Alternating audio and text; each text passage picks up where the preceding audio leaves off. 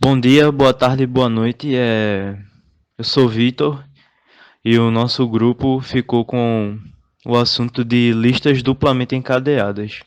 Então eu vou dar uma introdução ao assunto e depois iremos continuar.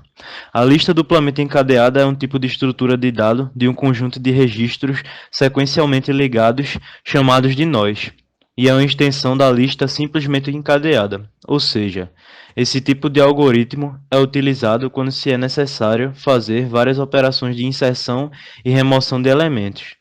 Ela pode ser utilizada quantas vezes for necessário. A sua alocação de memória é feita durante a execução do algoritmo. As principais diferenças de uma lista encadeada para uma lista duplamente encadeada são: em uma lista encadeada, cada nó aponta para um único nó, enquanto a lista duplamente encadeada aponta para mais de um nó, por conta do seu encadeamento duplo. Em uma lista duplamente encadeada, cada nó aponta para o seu nó seguinte. Em uma lista duplamente encadeada, cada nó aponta para apenas um nó, enquanto a lista simplesmente encadeada aponta para mais de um nó por vez. Em uma lista duplamente encadeada, cada nó aponta para o nó seguinte e para o primeiro nó da fila. Em uma lista simplesmente encadeada, cada nó aponta para o nó seguinte e para o nó anterior. Para a implementação da lista duplamente encadeada, temos algumas funções que são basicamente as mesmas funções utilizadas para uma lista simples. São elas: a inserção de elementos na lista, retirar ou remover elementos da lista, a impressão da lista, busca de elementos da lista e verificar se a lista está vazia. No código de exemplo, a inserção está como acrescentar. Nela, como o próprio nome diz, acrescentamos um novo nó à lista. Criamos um nó apontando para o none, que nesse caso é a cabeça e a ponta da lista. Quando isso acontece, significa que a lista está vazia. E assim, tanto a cabeça quanto a ponta recebem um novo nó. Caso contrário, caso a lista não esteja vazia, vamos direcionar para a ponta, que sempre estará apontando para o none. Já na função remover, onde vamos remover o nó da lista, o nosso nó atual vai ser sempre o primeiro nó da lista. É dali que vamos inicialmente procurar pelo dado que queremos remover. Assim, enquanto esse nó for válido, pois do contrário essa lista seria vazia, é também importante verificar para quando o dado que estamos procurando seja o dado atual. Aí, significa que não temos nó anterior a esse. Então, enquanto o nó atual não for o nó que estamos procurando, a função se dirige para o próximo nó. Para melhor explicação, nós temos como exemplo no código a remoção do valor 5. O próximo ponteiro do valor 2 passa a apontar para o 12, e o anterior do valor 12 passa a apontar para o 2, removendo assim o 5 da lista. A busca, ela é responsável por mapear cada passo do início ao fim. Ou seja, ela vai receber uma informação referente ao elemento que queremos buscar e tem como valor de retorno o ponteiro do elemento da lista que contém o valor que pretendemos buscar. E caso o elemento não seja encontrado na lista, o valor retornado é null. Nossa função buscar vai mostrar todos os dados da nossa lista após cada inserção ou remoção. O nó atual vai ser o primeiro nó da lista, ou seja, o nó atual vai ser o dado da cabeça, e para cada nó válido da lista vamos entrar nesse loop, no qual, enquanto esse nó atual for válido, se o dado do elemento anterior do nó atual não for nenhum, o nó desse elemento vai ser none. E se o dado do próximo elemento do nó atual não for nenhum, também vai ser none, ou seja, iremos mostrar a impressão que não há nenhum elemento antes da cabeça ou depois da ponta até a inserção de novos elementos. Dessa forma, nó atual passa a apontar para o dado do próximo elemento.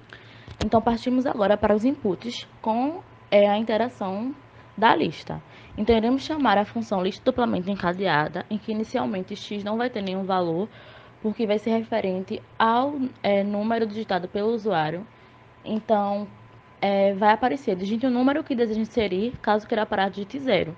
Então, sempre que o usuário digitar um número diferente de 0, esse x vai estar assumindo o valor desse elemento.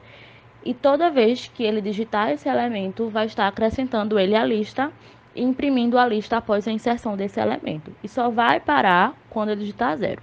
Quando digitar 0, Aí passamos para a remoção, em que y inicialmente também não vai ter nenhum valor e só vai ser válido quando o usuário digitar algum valor que ele queira remover. Então aí sempre vai estar aparecendo para ele remover e caso esteja parado, digite 0. E sempre vai estar imprimindo a lista antes e depois da remoção. E sempre o y sendo adicionado juntamente à função remover. Então, aqui como exemplo, digitou o número 2, inseriu o número 2 à lista que não tinha nenhum elemento, inseriu o 5, o 7, então sempre vai estar mostrando como a lista vai ficando após cada inserção. Digitei 0, parei e comecei a remover. Quis remover o número 7, consegui, quis remover o número 2, consegui, então sempre vai ser remoção por elemento que eu quiser remover. Enquanto a inserção é a inserção ao final da lista, a remoção é a remoção por elemento. E no final, iremos mostrar como ficará nossa lista após a inserção e remoção de todos os elementos. Tudo bem, meu nome é Samuel e vou falar um pouco sobre a implementação prática das listas duplamente encadeadas. Vou retornar um pouco sobre o conceito de listas duplamente encadeadas. Elas podem ser utilizadas quando várias operações de inserção e remoção de elementos são necessárias. Elas são estruturas de dados semelhantes às listas simplesmente encadeadas. A alocação da memória é feita durante a execução. No entanto, em comparação com as listas simplesmente encadeadas, a conexão entre os elementos é feita através de dois ponteiros, um que aponta para o elemento anterior e o outro para o elemento seguinte. O primeiro ponteiro deve apontar para o nulo. Já o segundo ponteiro aponta para o elemento seguinte. No caso, é o último elemento. Aplicação prática. As listas duplamente encadeadas é bem utilizada em situação em que a navegação é feita em dois sentidos. Se não for feita em dois sentidos, meio que o gasto de memória não vale a pena para essa utilização, no qual vai ficar bem útil na situação de reprodução de músicas, estoque de mercado, gerenciamento de contas de um banco e redes sociais. São suas principais implementações.